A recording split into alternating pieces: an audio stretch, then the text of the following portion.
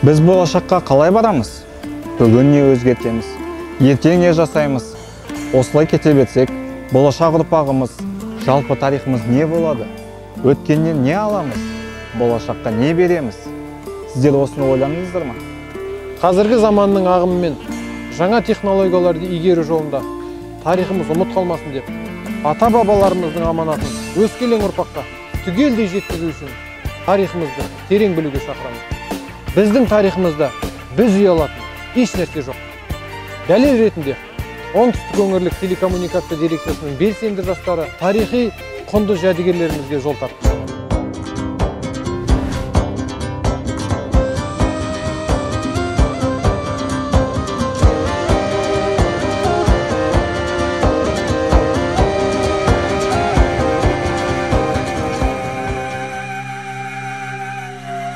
Түркістан 5-6 ғасырларда іргетасы қаланған.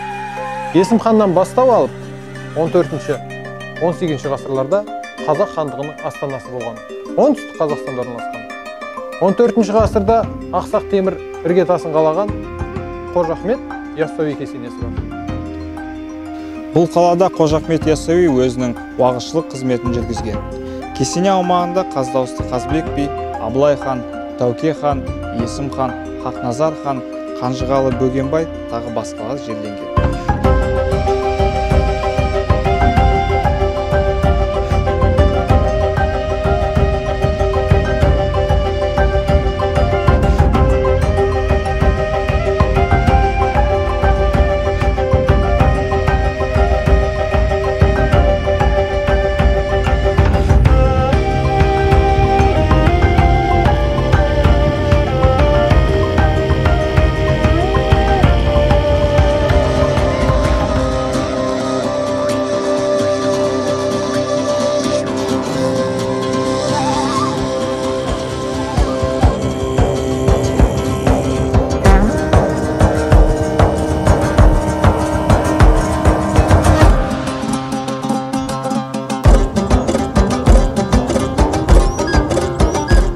Қорқыт-ата ескерткіші Қызылорда облысы Қармақшы ауданы Жосалы кентінен 18 шақырым жерде орналасқан.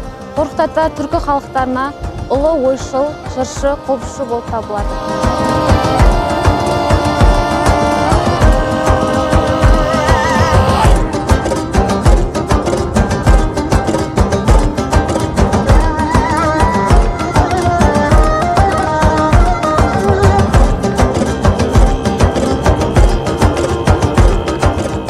Қорқыт сөзін Хорхут сөзінен шыққан. Хор деген көне түркі тіліндегі өр деген сөзді білдіреді. Ал құт дегеніміз құт береке, игілік деген сөзді білдіреді. Демек, Қорқыт сөзі жоғарыдан келген құт деген мағынада.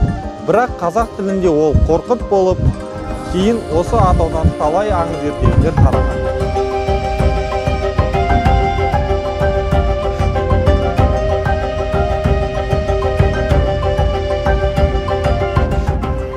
Болашағымыз бізге қарап өсетінін ұмытпайық, жастарымыздың көгіне жарқырап шығып, күн болайық, тарихымызға көңіл бөлейік, келешек үшін бірігіп іс қылайық. Өйткені еліміздің болашағы біздің қолымызда. Ана тілің арың бол, ұятың боп тұрып етте. Өзге тілің бәрін біл, өз тіліңді құрметте.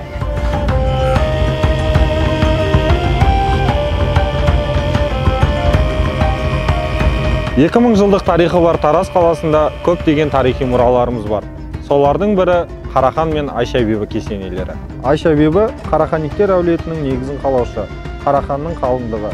Қазіргі Тараз қаласының жанындағы сонау Скифтер заманынан бастап ақ қазақтың қолөнеріне енген.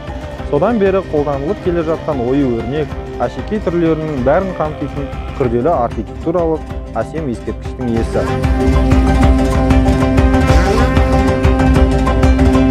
Тараз қаласы маңында орналасқан кесенелердің бірі Тектұрмас кесенесі. Шамамен 14 ғасырда қызыл кірпіштен тұрғызылған. Қарахан заманында Тектұрмас әулие қолбасшы қызметін атқарып, кейін дін жолына түсіп, әулие атанған. Қазіргі таңда рухани жаңғыру бағдарламасы аясында екі кезеңдік жаңғыртылу жұмыстары жүргізіліп жатыр. Болашақта Тараз халқының ғана емес, жалпы шетелдіктердің де келетін қызығатын туристік орталыққа айналдыру жоспарлануда.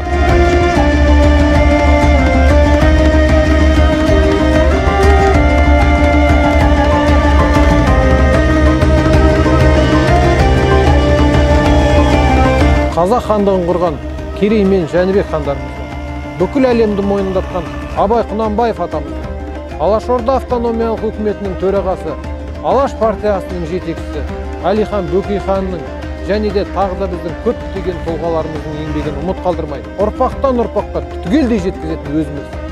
Арыстандай айбатты, жолбарыстай қайратты, қырандай күшті қанатты, мен жастарға сенемін деп Мағжан Жұмабаев атамыз тегін айтпаған.